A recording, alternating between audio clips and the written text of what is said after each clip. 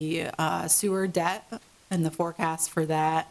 Right now, I have 2 million each year over the next several years going into that fund in anticipation of current debt and future debt obligations. And I think council has already taken a look at that with one of our work sessions, but you can see how the fund, it will accumulate a balance, but then very quickly, about the 5-year mark, the balance becomes quickly depleted. I just think that's important to see for residents to see too, that this is why the rates are. I would say that's coming from the rates then. Yes, they are. Yeah, so it's funded by the rates. So there's, if you think about it, there's 3 portions that are funded by the rates: operating, capital, and then debt. But anyhow, if, those documents are available on the website. And then I'll finalize that water and sewer forecast later this week too, and that'll be on the website shortly as well. And then just one other item before we turn it over to the staff here. The project numbers, just wanted to explain how those numbers are determined. It's the 3rd column there.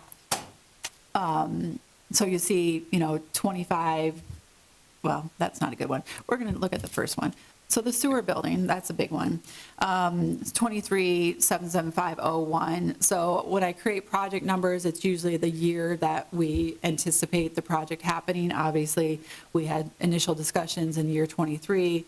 It would be funded by 775, which is the sewer fund, and then 01 is just the arbitrary project number. So if you look down this list, if you you can see, especially when we look at those large sewer projects, we've got them, 27, 35, 36, 38, 39. Those are the year it's anticipated to start according to Stantec's schedule for the program. Okay. Okay. So first 2 are the year, second 3 are the fund number. Yep. Okay.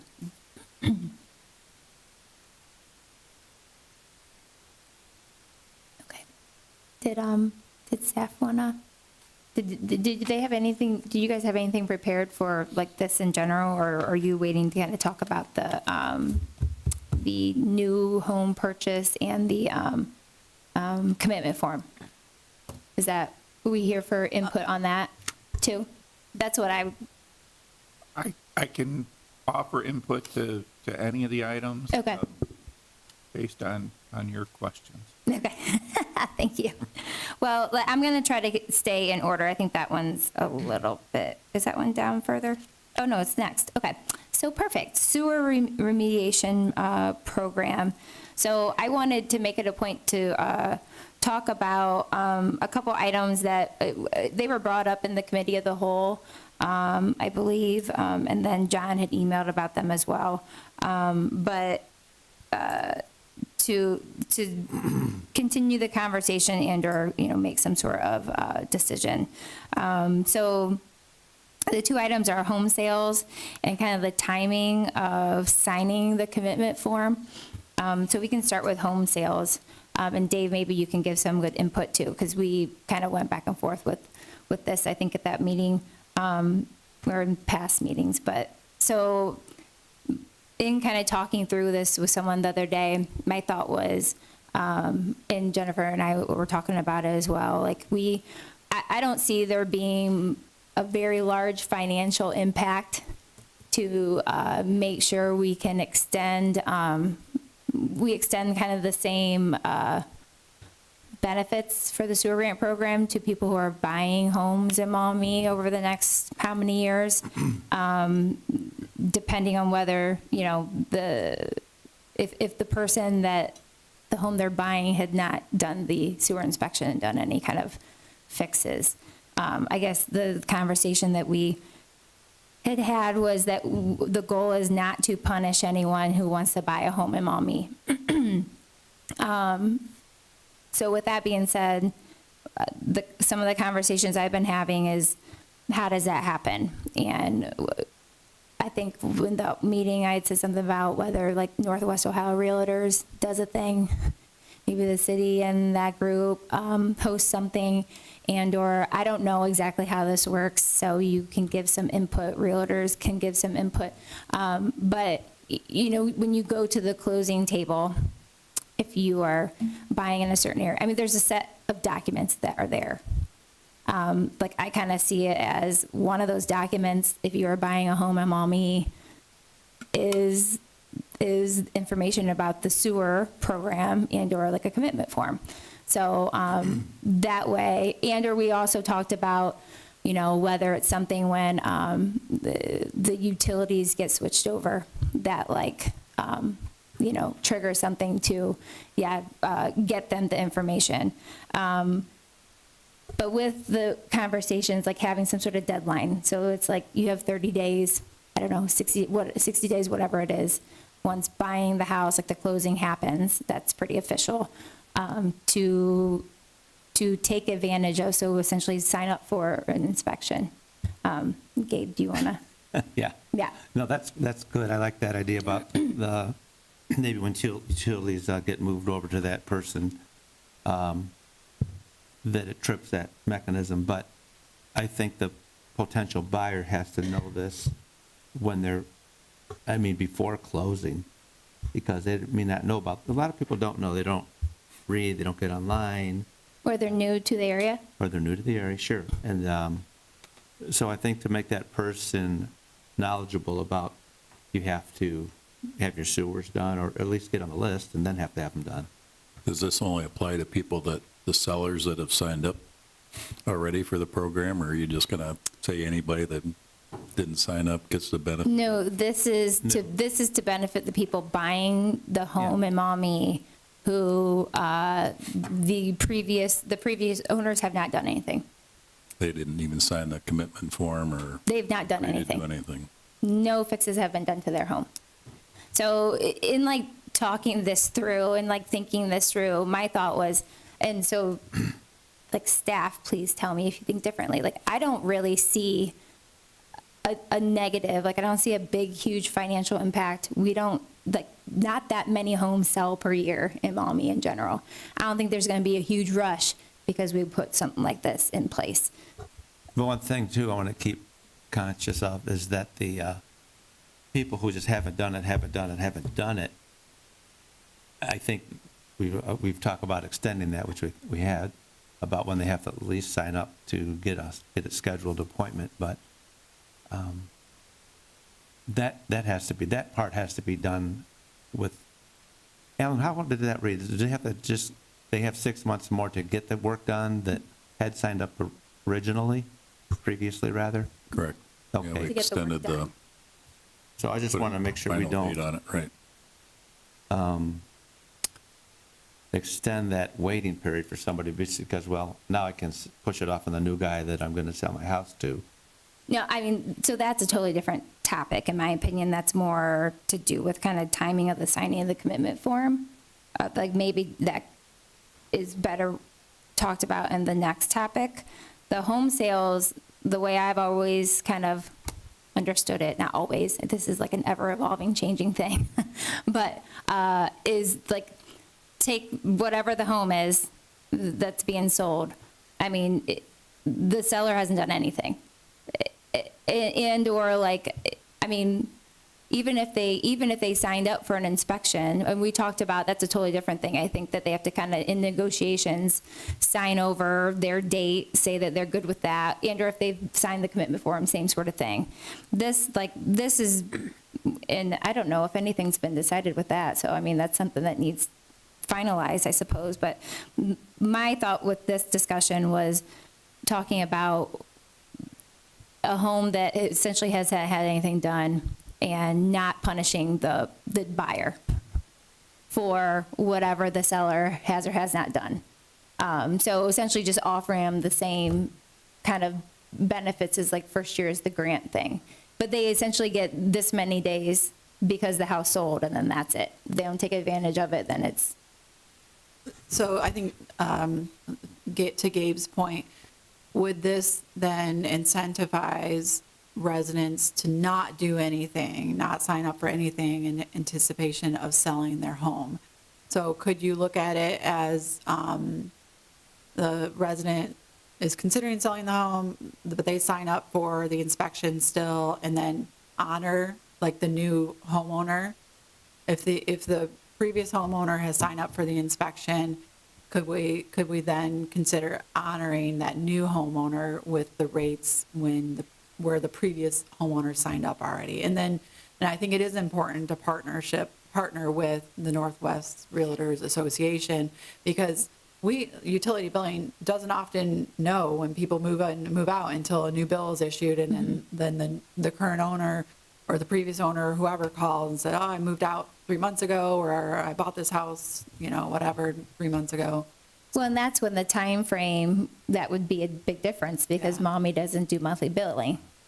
So it's, every quarter. Yeah, but So if we had a 30-day time limit, that would not work. Yeah, but I think the onus, though, or I think the assistance or the help really should come from Northwest Realtors Association to inform their agents, i.e. then their clients, right? Yeah, I mean, I think ideally it's something that's included at closing. Yeah. Dave, do you want to give input? I mean, so the only benefit to using a mic right now is that everyone in the room can hear. I mean, it's, so. Alan had something to jump in on, I think, too. Oh, one, I don't think you're, Yeah, 1 second, Josh. yeah, I don't think you're punishing the purchaser. I mean, if the seller didn't sign up, that's something they should have to deal with between the seller and the buyer. But also, when you get into home sales, you're going to have to address a variety of issues, including, like, if it's a family transfer, mimicking a sale to avoid this, and get a late sign-up period. How do you deal with those trust transfers to trust, transfers out of trust? There's a lot of different issues that could come up, and you're going to have to define what is considered a true sale. Okay, so trust transfers, does that involve a closing? Well, it can. It's got to be a deed of some sort, so So a closing has to happen. Not necessarily. not necessarily, but Okay.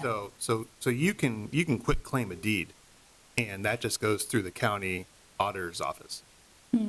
But like those are like so far and few between. That's what I figured. Here in Maumee.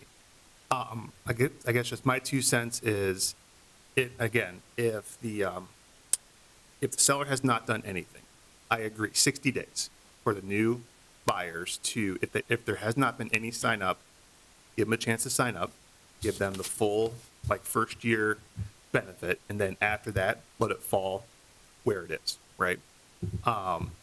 When it comes to how do we track this, yes, the area title companies can easily, like we did with the first sewer conveyance ordinance, basically we told all the title companies, hey, this has to happen or it can't happen. Well, in this case, we can say, hey, can we make this a part of the closing package of, this form, if you buy a Maumee, has to be signed, or at least presented, things like that. I think it would need to be signed because the whole date thing, just to Right. make it, I don't know. So, Say they saw it, So, acknowledge yeah. they've seen it. and so when it comes to realtors buying and selling in Maumee, darn near most everybody knows that, okay, Maumee, sewers, what's going on? So yes, with the Board of Realtors, there can be more information, put out there, training, things like that. But ultimately, it's up to the realtor and the buyer. And if you have an idiot realtor that doesn't know what's going on, is not keeping track of things, that's the buyer's fault. And same thing with the seller. If that seller hires a realtor that has no clue, that's on them, right? So we can facilitate, but again, you would think that most buyers would be like, okay, yeah, I want to do this, I want to get the full benefit. I don't know, legally, we can't make them, right? So, but yes, I agree. Give them 60 days after the purchase, sign a commitment letter, get all the ducks in a row. Don't penalize them. But I think, but yeah, let's have this happen at closing with all the area title companies and just go from there.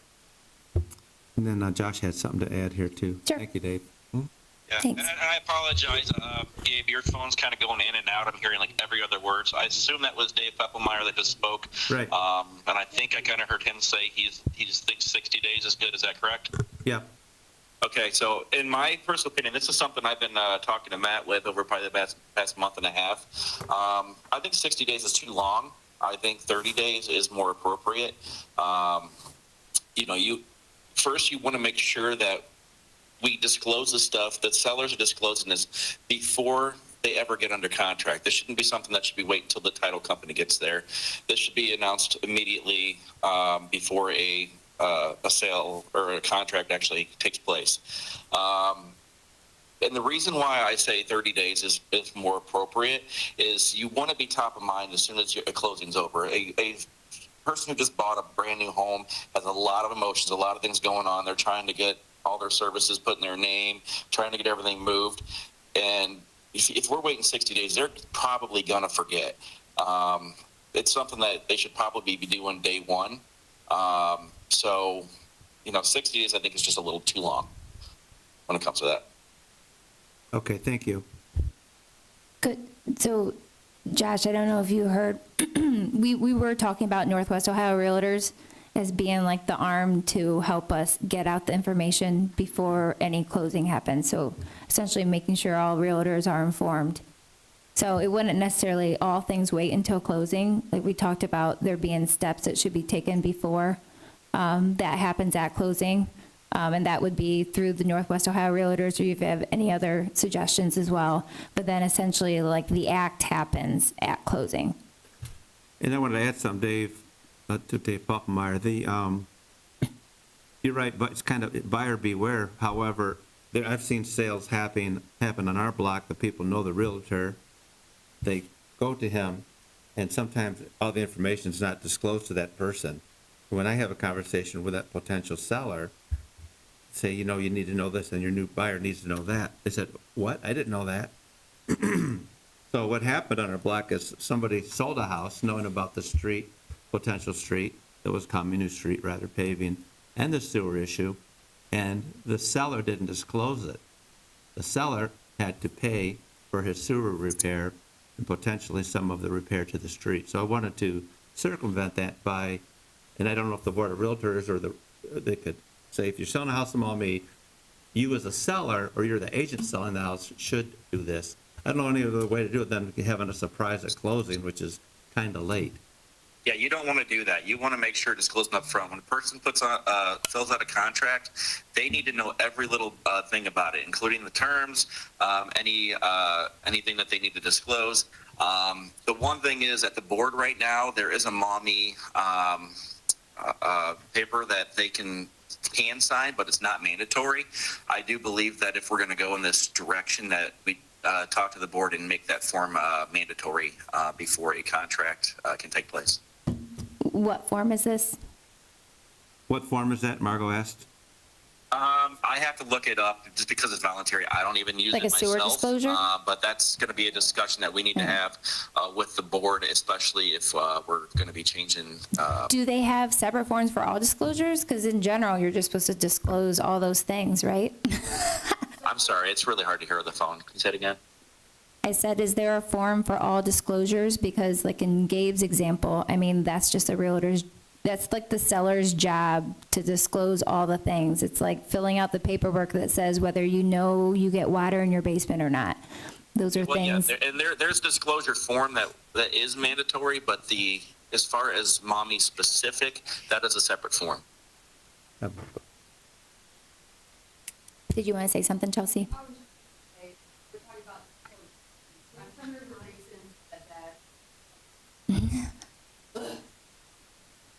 Are you actually online now? Oh, So I'm assuming that the seller had to pay for that because they did not disclose that issue, right? Correct. Are the And the buyer did. disclosures that they're talking about, so you have to disclose per the state of Ohio. That is that form where if the seller knows something yeah. about an issue, a material defect, I believe is the actual word, that has to be on that disclosure. However, if if the person selling has never gotten their inspection, they don't know if there's an issue, so Right. that might not be on the disclosure. The disclosure that Josh was talking about is the one it was done by Eastman, wasn't it? Dave, I think you're being summoned. Yeah, they both do. I'm trying to find the actual Yeah, and it is a disclosure that it discloses to the buyer and to the seller that we are under, at the time, it was the director's final findings and orders, so that'll probably need to be updated per the board to be for the consent order, and it discusses the issue and the potential costs. I would suggest that if we were to do that, that we would put that grant program as a part of it, because the way that that disclosure reads right now is very scary. I've Which is why assumed realtors as don't much use if it. they have costs, which I don't even yeah. Yeah, and that was a whole thing. We talked about that a lot. I remember it now. Yeah. So I would just make that suggestion that it discusses the most updated consent order, the potential grant programs, and that sort of thing. I don't think you can actually make any form, the board cannot make a form mandatory unless it is required by law. They can make recommendations, but I don't think they can actually mandate something. Isn't that correct?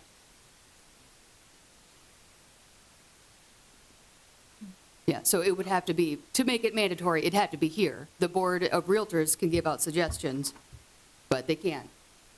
Yeah, I mean, if we make an ordinance saying that you have to do this, and again, I can go to the, interact with the board and ask them a question, but if we make an ordinance saying that this has to happen, you would think that realtors and the Board of Realtors would have to follow that. So that might be an option, is we actually make a rule saying you have to do this when you buy and sell in Maumee.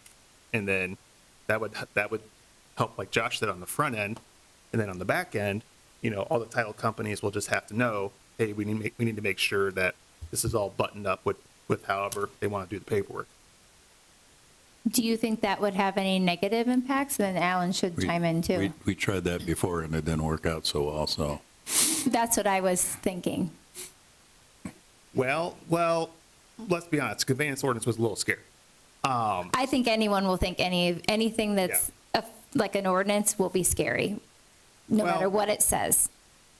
And if Because of that like, first one. Like with an ordinance, if we just make the ordinance say that everything has to be disclosed, then it says, okay, it's a disclosure. It's not saying you can or can't do something, but at least we have made good efforts to get this saying, hey, sewer stuff, heads up. Would that be duplicating like the state one though? Because if something has to be disclosed, I mean, sewers are included. Well, right. And again, this is where the perfect storm of the seller not knowing and the listing agent not knowing, the buyer's agent not knowing, it could, like, very small chance that it could slide through that way if we don't have something like that.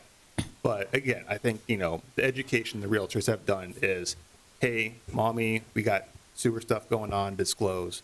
And then we just need to make sure that for these purchases after the first of the year, that, everybody's on board. We have the option for the new buyer to get the benefits and everything. But yeah, and that might be a conversation with title companies as well. It's like, hey, what are your suggestions on how we should handle this to make sure that we have everything buttoned up when the transaction's done? No, there's no in wood of, oh, hey, we didn't know about this. Just, again, let's communicate with the real estate and title companies and see if they can help us too. How long would you anticipate the ability to do this? 'Cause I would assume that you wouldn't want it to go in perpetuity. So 5 years down the road, we're not going to look back to 25 rates, right? Yeah, I mean, I don't think it's this is good for the next 30 years. But, I mean, that is something that needs to be considered. Margo, to your point, of all the disclosure boxes checked on that thing, I can speak from personal experience. My son bought a house and everything is honky-dory. Had a company come over and inspect it. Everything's great. But there's a window, there's like a 5-year window, look back, and I don't know exactly the language. But if something hasn't happened in the last 5 years, I don't have to let you know about it. And I'm not obligated to tell you about it. So it could be a roof, it could be leaking. If they never had their sewer inspected, we didn't know. And now we're coming up on how many years since it started, Alan? 4 years? Well, no, Well, since the- just 20, shortened to 2020, when we began it, then 3 years later after the study. Well, that's when the city knew. Yeah. I mean, not, yeah. I But- think so largely things everyone time else out. started to know in 2024. Do it as you're supposed to do, or obligations you have time out within the contract that's used when selling a house. I mean, is 5 years too much? Yes. Yeah, that was very quick. Or it should be a declining benefit as it goes along, that they don't get the benefit of the full amount. The would first be the couple other one. years is Right. 2025, then it steps down like the grant does. So by giving a potential existing homeowner the opportunity to not take any action for 3 years is what that's saying, right? So we're saying that they haven't scheduled it or they weren't aware of it at this point, which would be kind of absurd. I think that's too long. I think it should be a much shorter turnaround because the argument is they aren't aware of it and they've not taken any action. At this point, what if a homeowner is going to sell their home, they're going to know if they're planning to sell their home in 26, even 27, if they have future life events or whatever. What is the harm in that homeowner scheduling the inspection? They're then just securing a future inspection date for the future owner. So I think that needs to be taken into consideration if the current homeowner is taking any action already too. I think otherwise we're just kind of setting ourselves up to say, you guys can just pause if you think you're going to sell the home in like 5 years. Yeah, we're Right. setting ourselves up, No, I understand for that. failure. We have to get people on board, Yeah. and here's what you need to do.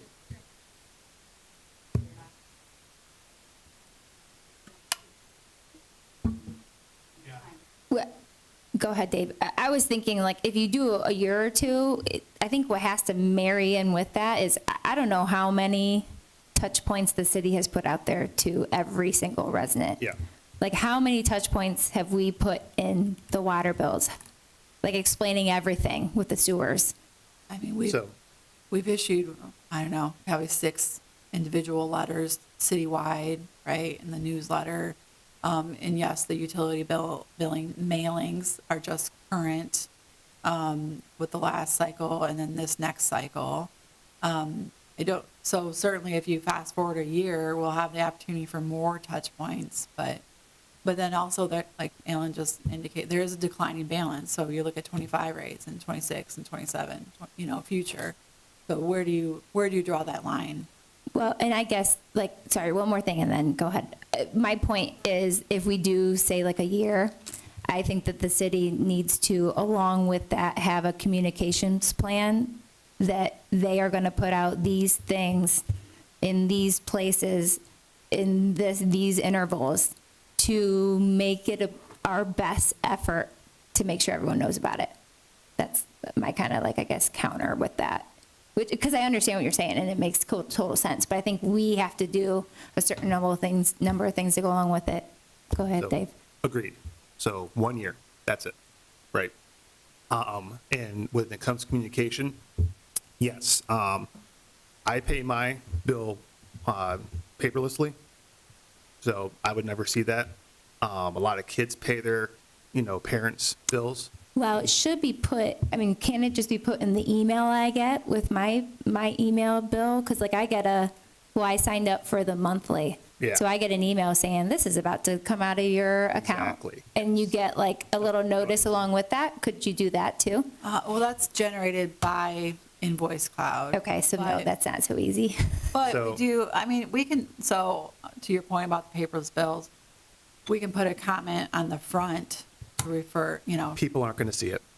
They're not going to see it. Could we use text? Yeah, we can send out text via Does- Invoice Cloud. Because people under 50 don't use email, I've been told. Well, and honestly, my opinion is and I know it's expensive, we need to put a letter in their mailbox. Just because kids are going to see it, seniors are going to see it, you can't say, oh, well, I didn't get it. If we put 4 mailers out in 2026 saying, hey, if you plan on selling your home, you need to get signed up for this, or the person buying your home is not going to have the same advantages as you did, and therefore your house is going to be worth less. Well, I think that is part of the messaging, but the other part of it, you need to sign up for this period, because we're going to have sections, like Uptown, for example, that's going to be getting all the lateral, that everyone's going to need to be signed up. So, but that should happen, like, it could be a letter in the mail, it can be the sticky things on the door, it can be a text message, it can be in the newsletter, like, we should have the list of all the places it's going to be. Yep. We can get that out to media, we can include that in every message we send, we're also putting it in these things. It has to be obnoxiously loud. Yes, yeah. Yep. Obnoxious. Yep.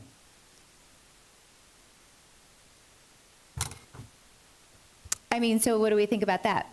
1 year? 60 days after the closing, they get 1 year, so this will be for 2026, right?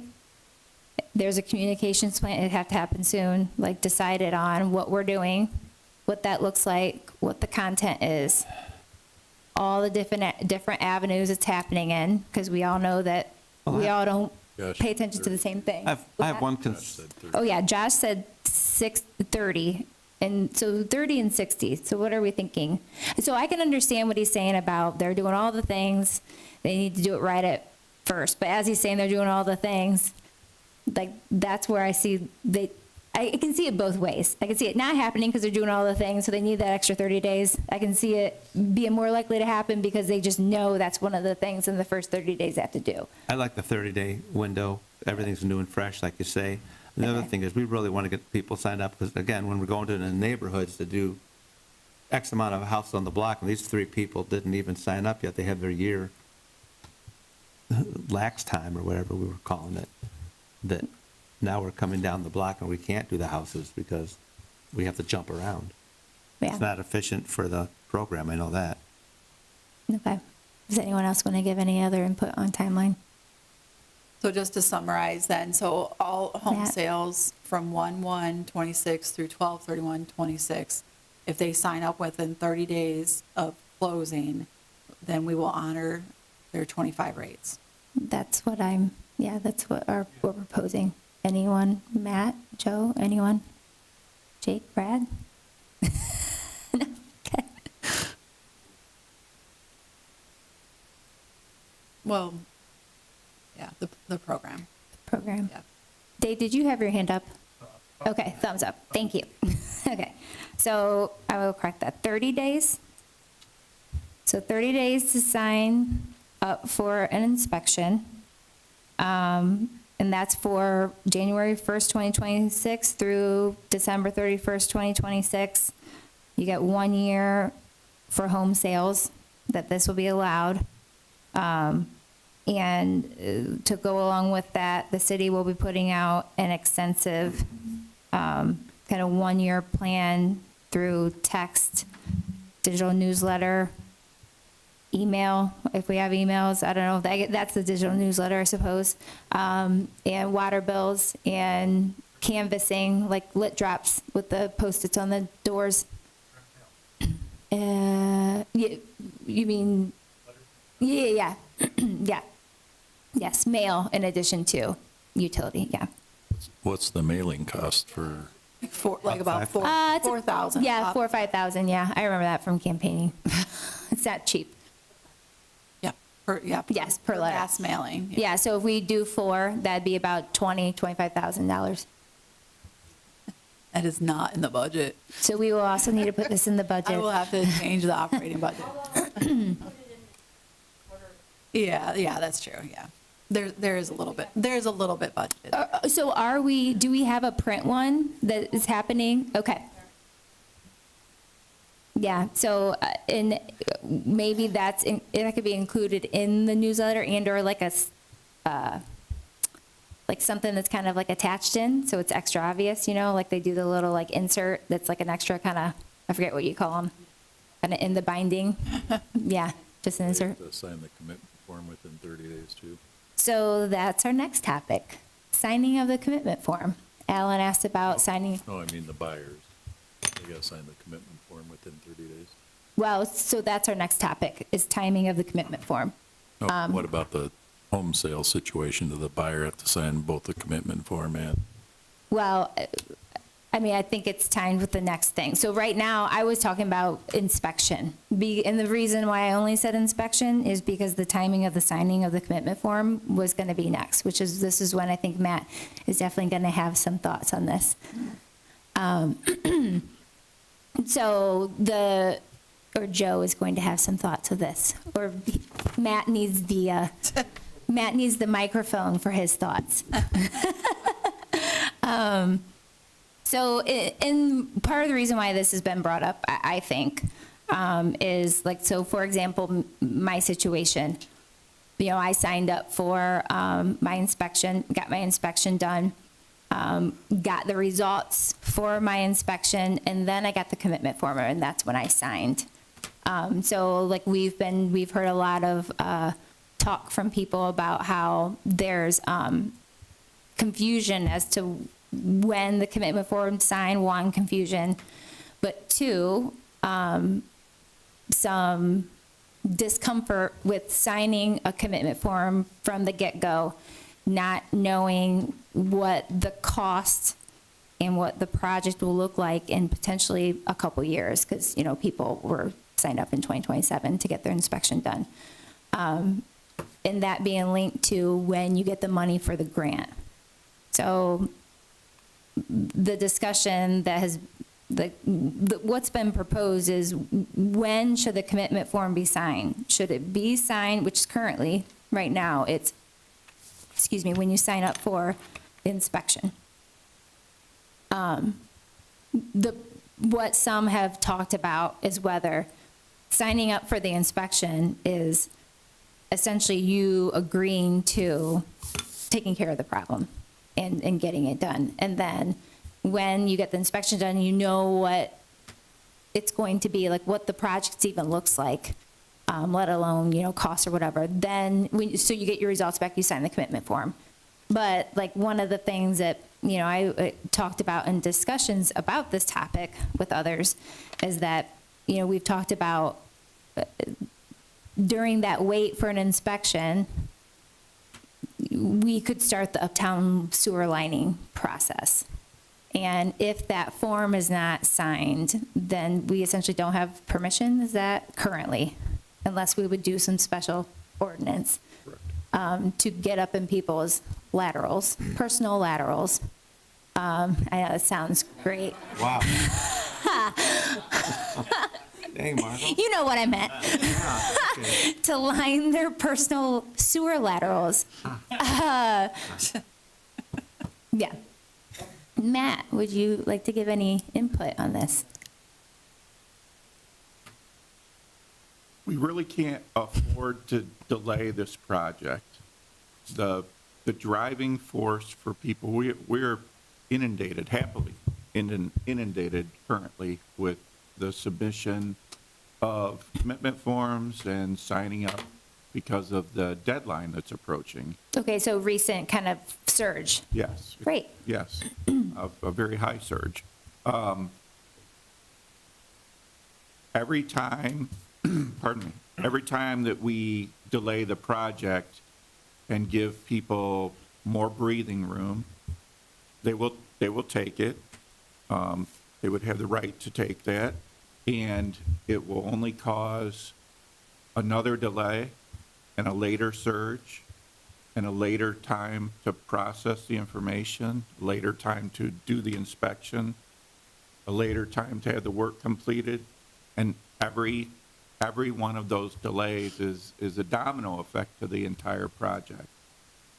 We don't have the luxury of time. We can't change the end date of any of this. All we can do is try and, as best we can, fit in the start dates so that we have as much time as possible to complete the project. Mm-hmm. I don't believe, from a wholesale standpoint of providing an extension at this point of signing the commitment form, that the program could withstand more than 90 days of extension from today. If council chooses to extend the time when people have to complete their commitment form, then I don't believe that we can be successful in the removal of the private I&I from the system. Especially before the tanks need to be designed Yeah. and started And in the that's schedule. why, because Yeah, everything has to clock backwards from that point. right. Is 90 days too long? 90 days, I believe that the program should Any days is too long. stand. Yeah. Well, look, this has been out there for a while, the commitment form, the program. I'd be okay with a shorter time window. Well, so my only thought, or one of my thoughts with this is, not my only thought, I'm sure I'll have more.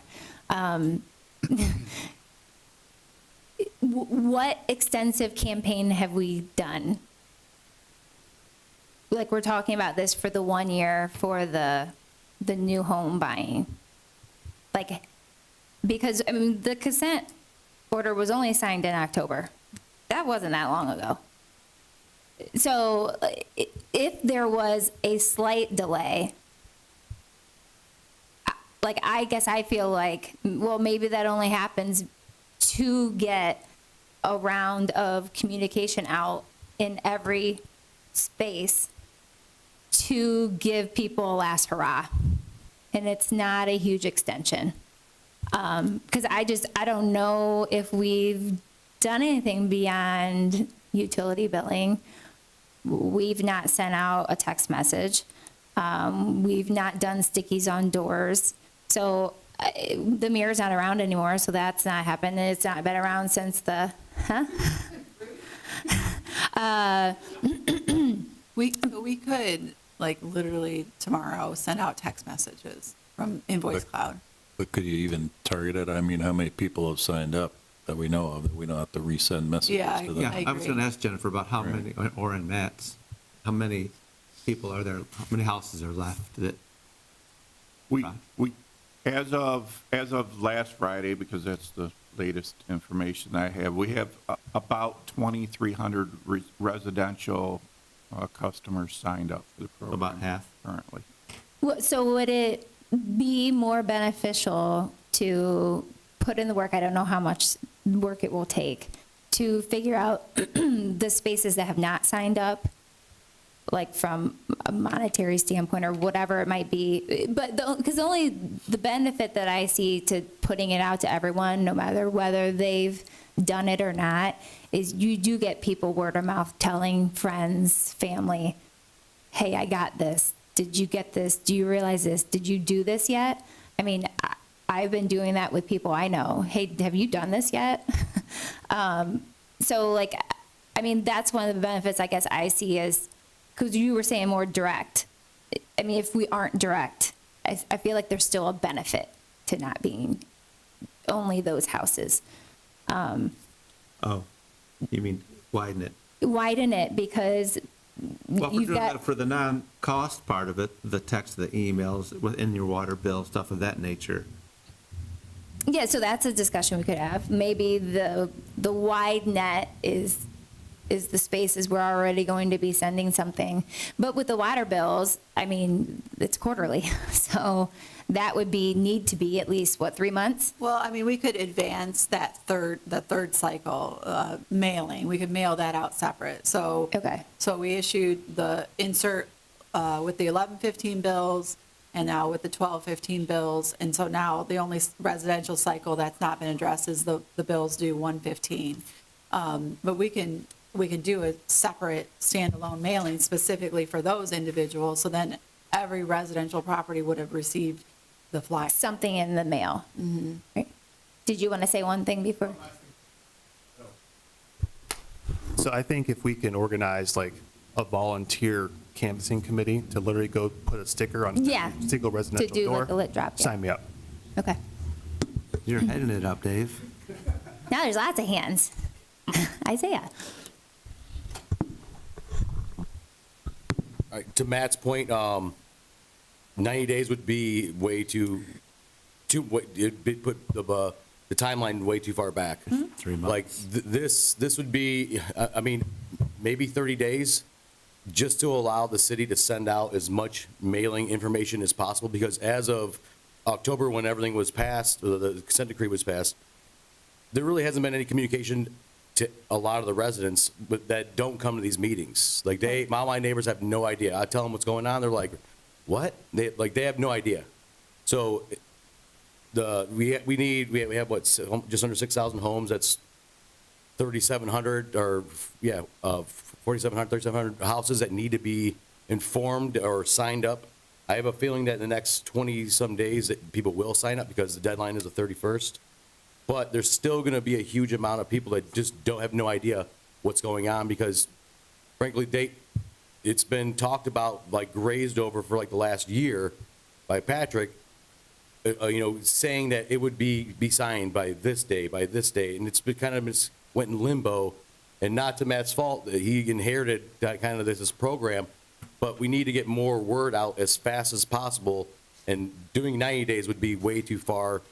30 days is even kind of harsh, because it needs to be done, and in that letter also needs to be put in that if this stuff is not done by, said, 27, 28, when they have to start designing the tanks, all that money is going to be on the citizens to pay for the tanks, which is $80, $100 million, which would also be directly right to their sewer rates and everything else. So I know it would be like a scare tactic, but it really isn't, because it's going to happen if it's not done sooner. Well- So I mean, it's more of we've kind of been trotting along, knowing all this stuff, but we're not being very urgent about it to the city itself. We're just kind of like, well, if they don't do it, then, we're going to, we just need to be more progressively aggressive, not aggressive, but like getting the word out faster and sooner, because it is 5 years, all our taxes are going to have to go up, because we're going to pay for the tanks that we really don't need if we were to do If we get it all properly fixed. Yes, Yeah. within the next 3 to 4 years, yeah. Well, so you can come up, Rick.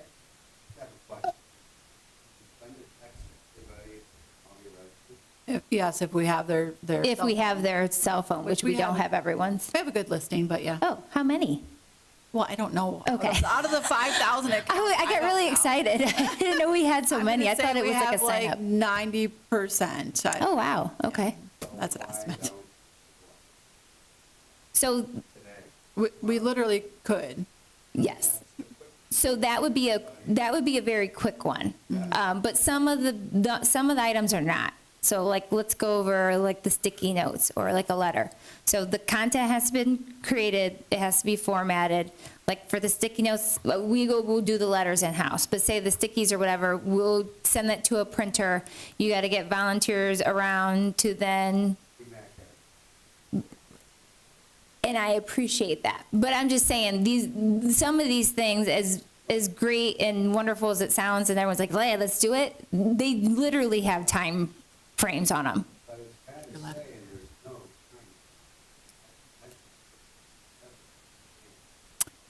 Yes, but I still strongly believe it needs to be multiple formats. So yes, text could go out as ASAP.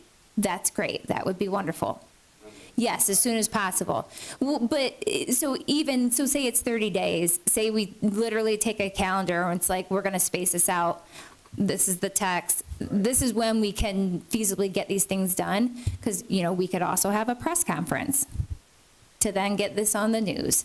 I mean, not that it hasn't already been, but the final hurrah. But some of them are instant, and the printer's not going to have people come in special to get it rushed for us. So there's some things, yeah. But yes, the text message, I agree. So we probably want that short and sweet. To qualify for 25 rates, sign up for your sewer inspection today. Yes. Visit mommy. Last chance. Yeah. Put, Last chance sale. See, this is the thing.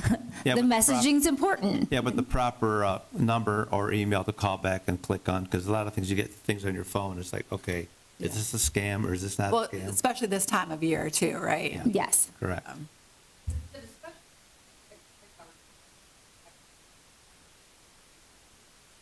Well, so it turned into whether the commitment form gets signed now or then to then, later is not an option, so my then is later, essentially. So it's now or within this window of, let's say if it's 30 days, then.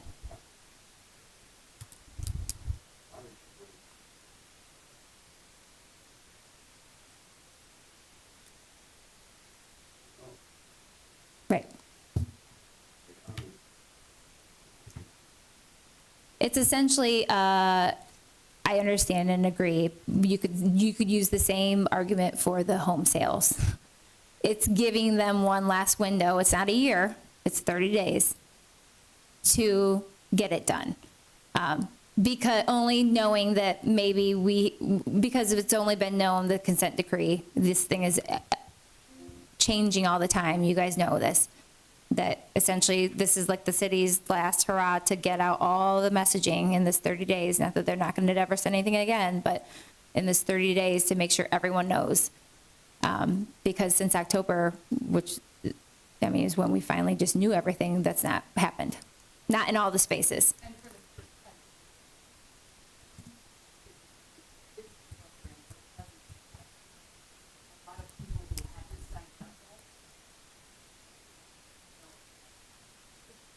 Yeah.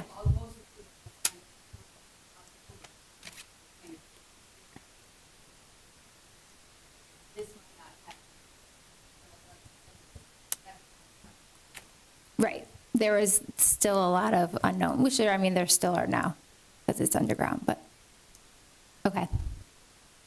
So is everyone agreeable to that? The 30 days window in all the spaces, text? Well, we can't actually decide that until our meeting. Is that right, Alan? Or can we?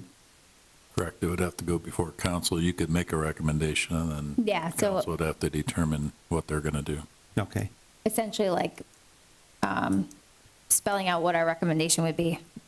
So it sounds like we also need to finalize the recommendation for the home sales. So let's do that first and make a recommendation to council. Do you feel comfortable with that, Gabe? It seemed like, Josh, how about Josh? Josh? I'm here. Do you feel comfortable with the items we talked about for the home sales? We were going to do a recommendation for council. Yeah, I feel comfortable with it. Okay. I can make a motion. Go ahead, Margot. Okay, so I'll make a motion to recommend to council well, how do I say this? For 1 year, to include in closing, right? A sheet that gives a new home buyer 30 days to sign up for inspection and sign the commitment form, both things, since we've got that discussed now. So I guess that's one item, but then also recommend the city work with Northwest Ohio Realtors to do some sort of session, whether they do it on their own or they want to involve the city, to all the area realtors, to make everyone aware of what needs to happen in Maumee for home sales. Did I get everything?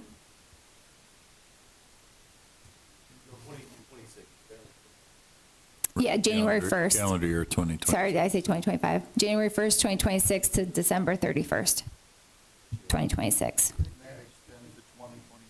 It extends the 2025 grant program rates. Does that cover?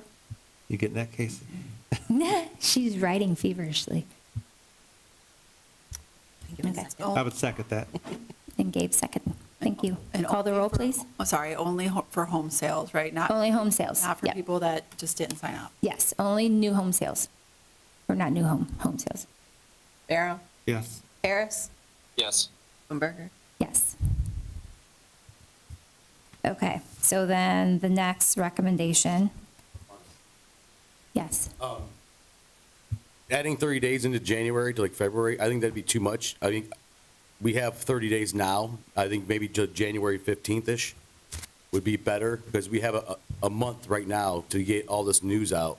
Like I said, the more time we push it back, the commitment form, signing that, is not going to be good for the program itself. So I think that just to the 15th would be a better, like, 2 weeks. Yeah, I think at our meeting, we can do that. Yeah, I mean, otherwise you're extending it 30 days past the end of the month. That'd be to almost February, so. Yeah, January.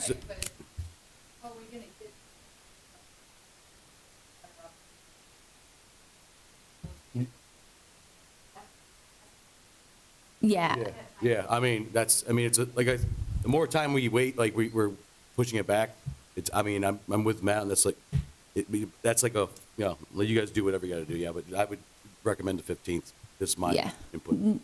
no later than the 31st, just because of Yeah. time restraints, holidays. A lot of people are out, and that's in all the spaces. City Hall, printer. People have holidays not in town to walk around, snowstorms. Right. Okay, so we can just have a mass, we will just like make the kids go take out all the. Do you want to make a motion for that? I will, here, I can do it. So I will make a motion to essentially, what are we doing? We're essentially extending the date, right, for, 25 rates again. yeah, for 2025 rates until potentially 30 days into 2026. No longer than that, to allow the city to do a last-ditch communications effort to all the residents, to give them one last chance to sign up for the inspection, and then therefore signing the commitment letter, so they can best qualify for the 2025 rates Yep. that are set to expire on December 31st of this I year. would second that. Thank you. Barrow, Yes. Harris, Yes. Hoffenberger. Yes. Okay. Well, that was a lot. Are you ready for the 2026 operating budget next? No, I'm ready for a nap now. But if I can jump back to capital, was there any like specific questions? Did anybody have any questions about any of the line items there? Because the guys are still here. No? I think so. Okay. Okay, so then the mowing, sorry, I saw the word mowing. The 26 operating budget, a lot of the information I just copied from the last agenda, but I did make a few modifications, which I sent that updated link to council yesterday morning for the operating budget. And then the summary, which would be the attachment to the ordinance on the 15th, is included here too. I don't know if anyone had a chance to review it, but the link, the OpenGov link that council was sent, if you expand those sections, you can look at it by fund, and then by department, and then if you open it further, you'll see the grouping of expenses. So there's, expenses are categorized by wages and benefits, and then materials and supplies, then services. You wouldn't see, and then there's debt, transfers, and then capital. There's very little capital items included in this budget. The only capital line items are, like typically for each department, depending on the size of the department, I'll put in like 1,000 or 2,000. Like if somebody needs like a desktop printer or scanner, some small items like that. But you won't see capital items in the operating budget that I sent out. But items that are included in services are, utilities, software, professional services. So that tends to be a higher expense item grouping than your materials or other items. So, but I can expand that further on the OpenGov link if the committee and if council would like to see by line item. Well, so when I got into this yesterday, and, you know, I arrowed down for whatever the department was, and to find kind of like the breakdown, the wage, benefits, supplies, material, services. So in some of them, and I can't remember, oh, the dog just went running. I can't remember, sorry. Well, that, animal control? Oh, okay. Phew. Okay, now I see a person. But there was like in services, I think in one of them, it was very high. So it was essentially like the bulk of that item was in that part. So then my brain Yeah, like, naturally what goes is to, it? what is Yeah. that? Yeah. And I couldn't extend Okay, down that. Yeah, I can expand that just, and that it'll work in the link that you already have, so. Okay. But like for finance, like our auditing services, I do allocate that out, but the bulk is charged to finance department. Okay. For, auditing and the accrual conversion, that sort of thing. Well, so for example, I guess one thing that I can think of that I was like, oh, so economic development, that's like a $500,000. Well, what does that all involve? The JEDS is, the job grants, and I think the JEDS is in there too. No, I'd have to double check, but Okay. yeah. Like the senior center, Walcott is in there. In economic development, Yeah, okay. the support there. Okay. The community events, like, fireworks, the farmer's market. Wilcott House. Yeah, yep, well, yeah, that support's in there too. And so those are all items that I always Okay. see as economic development, but even seeing that line item, I did not naturally think, Okay. oh, that's the cost for all those things. I mean, I don't know, that's just my opinion. Okay. It would be nice to see it, sometimes it's like the more information you get, kind of the more confused you are, is kind of like how it was with this, and then, but I think getting kind of more detailed of what that would involve, and I don't know. But I don't know if it's all public record, right? I mean, it's all things that can be shared with. Yeah, it can be, this can be shared whenever we're ready to do that. Okay. Yeah, And the I'm doing it detail. right now. Okay. So show details. Oh, so this is a very random thing that, of course, there's an old logo. Oh, I know it is, I know. Why? I don't know where that came from, I know. I think it's really old. Was that an actual mommy logo at one point? I don't know. There's some old graphic that says City of Mommy. Yeah, I kind of wondered where that was. I know. Like I said, literally every day I'm learning more and more about OpenGov, and I saw that and I was like, oh, I can't. Well, it's a very simplified, white kind of text Yeah. page, but then the one graphic is the old. So I'm sorry, of course, No, that is no, something that I see. I would expect nothing less. Okay. But it's expanded right now, so that would be, that's live, so. Okay. So then did you want to talk about like these items, like with the mowing contract, or what were kind of like our goals with these? No, I mean, this was Today. just the same thing that I presented last time. I didn't Okay. know if the committee or council members had time to review anything further or had any questions. Well, I guess one of my questions is, so for example, the mowing contract, we talked about, whether seasonal would make sense. We have the age thing, like whether, hiring kind of kids or would make sense too, like we've done in the past. Yeah. Like way back. Yeah, and I don't know if Matt, do you have anything to add to that?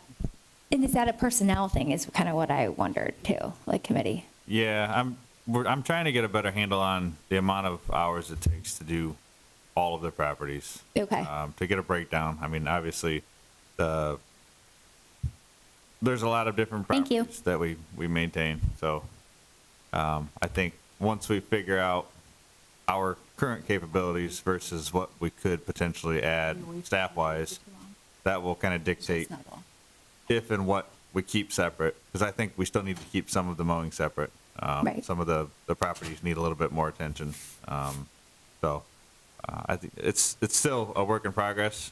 We did meet with, or I met with the service guys last week to kind of start this discussion. I hope to have a better handle on it by the end of the month so that we have something going into January to as far as creating another mowing RFP. But I think greatly reducing the amount that we pay to have mowed would be a great benefit, because I think there's a lot of unnecessary spending there.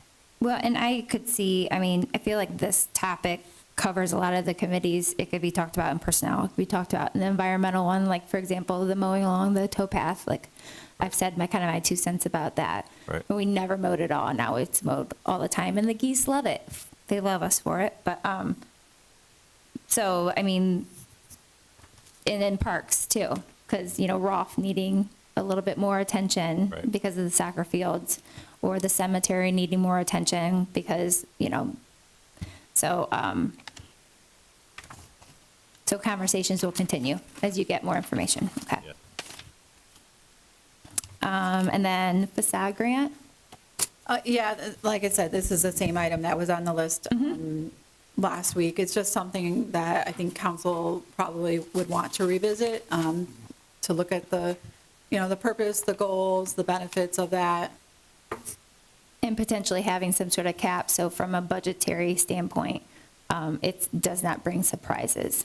Right. And there's essentially clear restrictions. And like we've talked about with like other communities, they will have, I think essentially they'll have some sort of cap, but those people can kind of put their name on a list.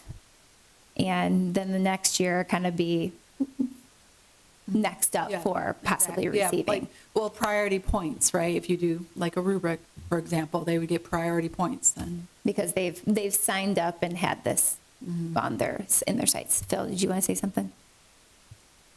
Yeah, just on the facade grants, council really needs to be more involved in setting the parameters. I think the administration fully set, that application and what the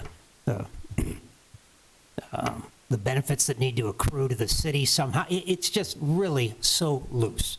And I think council definitely needs to take that up early next year. And I also think we need to understand why this Holmes approval happened. I mean, somebody's going to have to show me in in our meeting minutes where council voted on that. I remember all the other ones, but we haven't voted on that Holmes that indicates that it's approved. So I don't know if the mayor needs to make some investigations internally to find out what happened with that, but that needs to come back to us, even under the current rules, even with the current program. Okay. Okay. I'm sorry. We can, I mean, do we need to get these? We can kind of shoot through. So cap for budgets and more oversight from council for facade grant. Tree program, this is just, it seems like a breakdown kind of what the tree budget's going to be for next year. Yeah, right now it's in the operating temporary budget at 190,000. That's the tree trimming. That's been the same forever and ever, which we need to have a conversation about that. And then watering that we're obligated to for the 25 spring planting and fall planting with promo. And then there was also conversation about the concern of stopping all planting. And just kind of one of those things, if you stop, you kind of get out of practice. But then also from our ODNR classes, at the very least, like one of the main goals the communities are always constantly working towards is you don't want to be taking down more than you're planting. So there's a whole replacement kind of thing in there. So essentially, if you do take down a tree, you should be putting 1 or 2 back in. So, I mean, I would encourage that based on what our at least residents' requests are, and/or at the very least have some sort of replacement budget for planting trees. And I mean, I'm not sure what that looks like though. Like what I know, we have a tree risk list, a high risk tree list. So maybe looking at that. But then we get like, I was told 50 to 75 resident requests a year for trees. So whether we also want to allow some sort of like allowance of providing for the trees for those people that do want trees. I think that's kind of like a good faith, like goodwill gesture too. Like if they do want trees, like including in that. So, but I guess the idea is with our Tree Academy class, one thing was for sure, we plan on doing a presentation to council in January, is that we need to get our tree risk kind of assessment under control for the city of Maumee, which we've had conversations with Matt and Rick.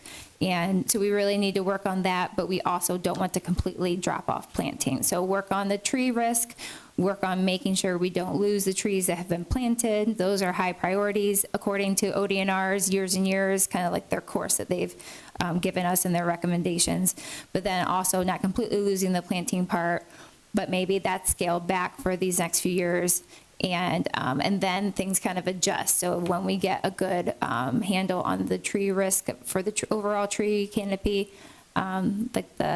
then we can adjust, and planting becomes a higher priority again because we have kind of everything else well maintained, the schedule in place, and taken care of. So that's something that we've been having conversations about with staff and in the environmental group. The staffing and community support, those are the last two things. Yeah, just the same thing. We need, evaluate our staffing and those gaps and what makes sense. And certainly a true org chart would help to guide that as well. And then just community support. It's just in the budget as the economic development. We created a process in the past where they, provide information on why they're requesting support. So. Okay. And the org chart, that's supposed to come with HR, right? The creation of the org chart? Yeah. It's at like some one of the point. tasks. I don't know if the current one's, the temp person's doing that or not, but At the very least, when a new HR person comes on board. Okay. Sure.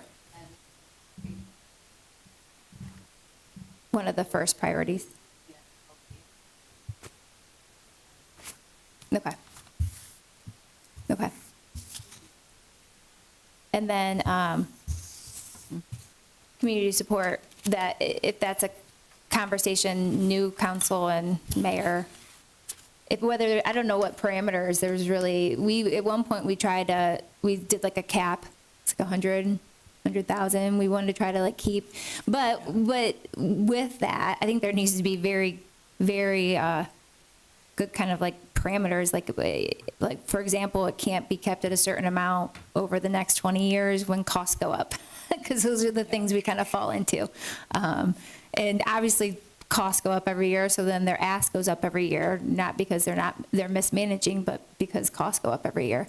And then Matt, you said you were working on that too, just kind of making sure we have a good idea of what's happening in those buildings, because those are buildings we own, and someone kind of in charge of that too. So, yeah, these numbers do not include any major capital. yeah, investments too. Yeah. Okay. All right. Well, so that's the last item. So sorry for going over. We were 10 minutes delayed due to technology issues, but we got that. Nancy got that worked out. So, okay. I will make a motion to adjourn. Second? Can you call the roll, please? Barrow, Yes. Harris, Yes. Pufferberger. Yes. Thank you. Thanks, Josh. Everyone have a good day.